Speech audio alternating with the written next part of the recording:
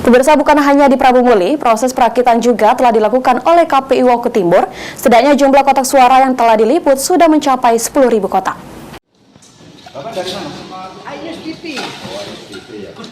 Jelang pemilihan umum yang akan digelar serentak pada bulan Februari tahun 2024 mendatang, Komisi Pemilihan Umum Kabupaten Oku Timur terus melakukan persiapan guna mensukseskan pesta demokrasi tersebut.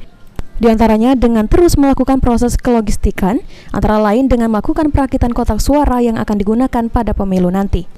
Irto Sunardi, Sekretaris Komisi Pemilihan Umum Kabupaten Oku Timur menyampaikan, saat ini KPU Oku Timur tengah merakit kotak suara yang berjumlah 10.940 buah kotak suara. Sejauh ini tidak ada kendala dalam proses perakitan kotak suara, namun yang perlu diwaspadai saat ini sedang musim hujan untuk mengantisipasi bila terjadi kebocoran di gudang logistik. KPU menyelimuti kotak suara dengan menggunakan terpal. Rencananya kotak suara akan didistribusikan H-3 jelang pesta demokrasi serentak dilaksanakan.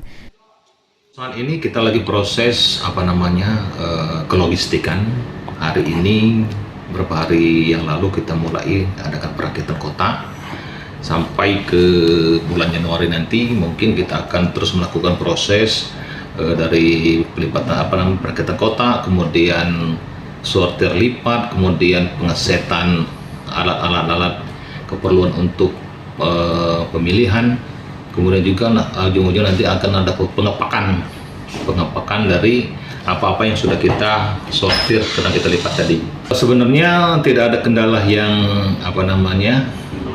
yang berarti, tetapi sekarang ini dikarenakan lagi musim hujan ya, kita wanti-wanti di gudang kita itu kalau ada kebocoran saja, tetapi sudah kita antisipasi dengan menerapkan lapisan terpal untuk menghindari kotak-kotak atau perlengkapan itu dari basah, misalkan seperti itu.